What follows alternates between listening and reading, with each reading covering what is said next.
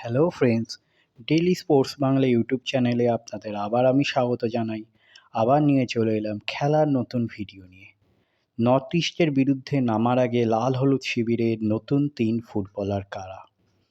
Indian super লিগে হারের double hat trick করে হতাশ হয়ে পড়েছিল ইস্টবেঙ্গল এফসির ফুটবলার থেকে সমর্থকরাও।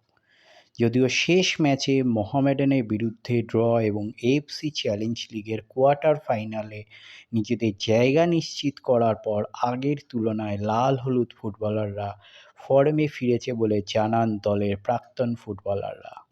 দলের নতুন স্প্যানিশ কোচ অস্কার ব্রুজো আগেই জানিয়েছিলেন যে সব ম্যাচের ফলাফল ঠিক থাকলে আইএসএলের প্লে অফে খেলবে মশাল ব্রিগেড।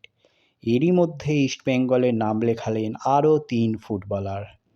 আইএফএ ইউথ লিগ 2024-এ নিজেদের দল শক্তিশালী করতে নতুন 3 ফুটবলারকে যোগদান করালেন ইস্টবেঙ্গল ফুটবল ক্লাব।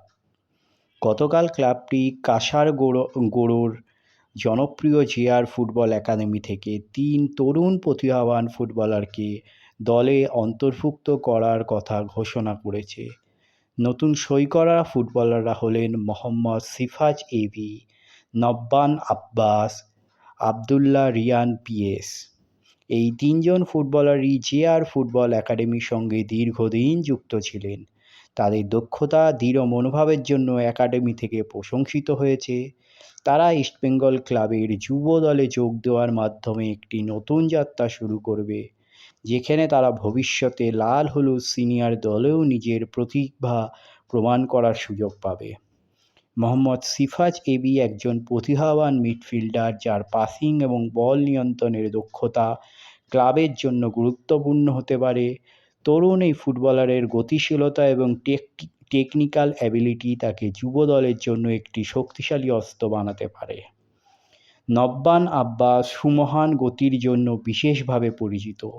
উইঙ্গার হিসেবে দলের আক্রমণকে আরও কার্যকরী করতে নব্বান গুরুত্বপূর্ণ ভূমিকা পালন করতে পারবেন। একই সঙ্গে আবদুল্লাহ রায়হান পিএস একজন ফরওয়ার্ড যিনি গোল করার জন্য প্রতিনিয়ত কাজ করেন। তার গোলমুখী প্রবণতা এবং শট নেওয়ার ক্ষমতা তাকে দলের জন্য একটি কার্যকরী ফিনিশার বানাতে পারে। ইস্টবেঙ্গল ক্লাব ম্যানেজমেন্ট জানিয়েছে যে তারা যুব ফুটবলকে আরও বড় জায়গায় নিয়ে যেতে চায় এবং তার জন্য তারা সদা প্রস্তুত। এই 3 ফুটবলারের যোগদান আগামী কয়েক বছরের জন্য ক্লাবের শক্তিশালী ফুটবল কাঠামো তৈরি করতে সাহায্য করবে। তাহলে এই হলো আজকে আমার ভিডিও। আবার বলছি, আমার চ্যানেল যদি আপনাদের ভালো লেগে থাকে অবশ্যই আমার চ্যানেলটিকে আপনারা সাবস্ক্রাইব করে নিন। পাশে রাখা বেল আইকনটিকে ক্লিক করে দিন যাতে সবার প্রথমে আপনারা আমার ভিডিও দেখতে পান। ধন্যবাদ।